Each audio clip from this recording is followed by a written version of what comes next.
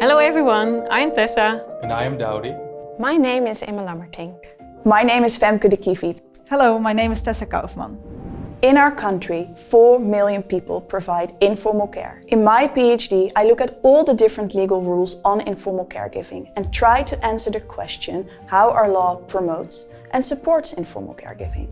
But there's a problem. Some of the laws are complex, inconsistent, unclear, or marked by a high level of bureaucracy. In my PhD, I would like to contribute to the solution of this problem by creating a comprehensive overview of all the legal rules on informal caregiving. But I also want informal caregivers to really benefit from my research. Therefore, my idea for the Synergy Award 2020 is to create a fact sheet.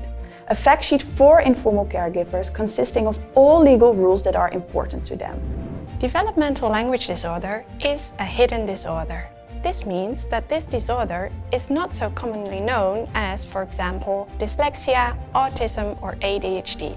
I want to translate my PhD studies into a comic about language acquisition and about DLD. And this way, children can learn and read about language acquisition, and they learn to understand that language acquisition may not be so easy as they always have thought. Children from ethnic minority families are more likely to drop out of school. Boys are more likely to choose for technical tracks and be more confident about their science skills. Why is that the case? Research demonstrates that ethnic and gender stereotypes might have something to do with it. We examined one source of gender and ethnic stereotypes in particular, namely schoolbooks. We chose schoolbooks because they are a mandatory part of the everyday lives of children.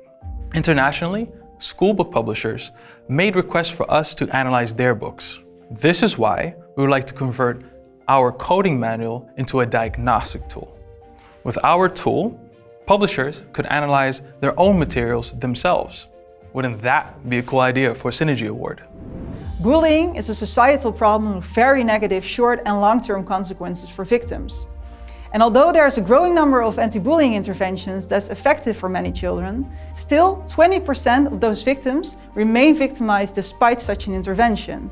And now the remaining challenge is how can we help those children? And I would very much like to organize a Monitor Co-Creation Day together with teachers to together brainstorm about the most effective and most feasible tool for them to use at schools. And I expect that such a day will lead to synergy between teachers from practice and researchers.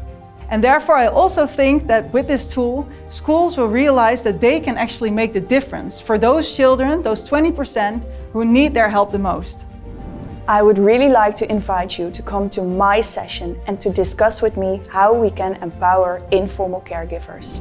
If you want to learn more about developmental language disorder, come to my session. If you would like to hear more about our diagnostic tool for assessing gender and ethnic stereotypes in schoolbooks, come to our session.